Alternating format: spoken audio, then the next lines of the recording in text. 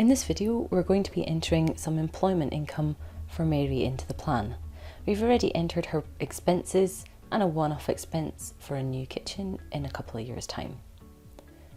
To add an income into the plan, we start in the dashboard and go to the plus button bottom right. In here we select income and its employment.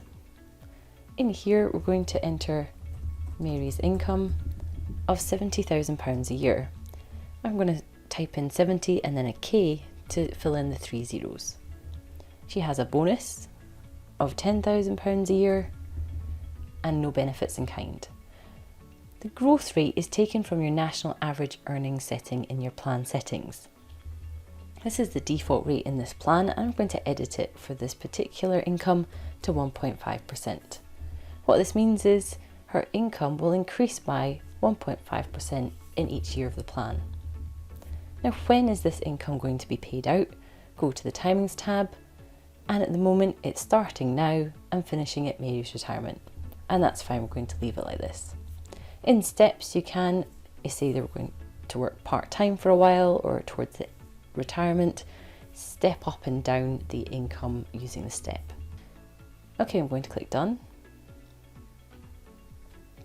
Now the chart, which was all red because there was expenses in the plan which required income and assets which I've not yet entered, has now got blue in the pre-retirement years. The black line has also risen up higher as the black and blue line include taxes. And if I go to year view, you can see the details of this. So here's the cash flow for year 1 of Mary's income, the expenses of the basic expenses, and now also tax and national insurance contributions. And you can check, once you've got other items in the plan, the end of year balances for investments, pensions and so on. Note, by default, the surplus income, so the income coming in that's above this black line, in this case there's £25,000, is assumed spent by Voyant. There are ways to save this surplus.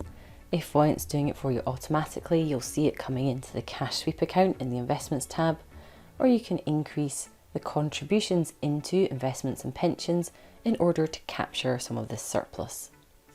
Contributions are included in the black line, so the black line would rise up. It's also a nice conversation starter around income and expenditure. In here, we're saying in year 1, you've got around £25,000 in surplus. Is this actually the case? Is the money being spent normally, in which case you could adjust the expenses? Or is in fact the money being saved and then you could change the contributions into savings and investments? So that's how to enter employment income into the plan. Thanks for listening.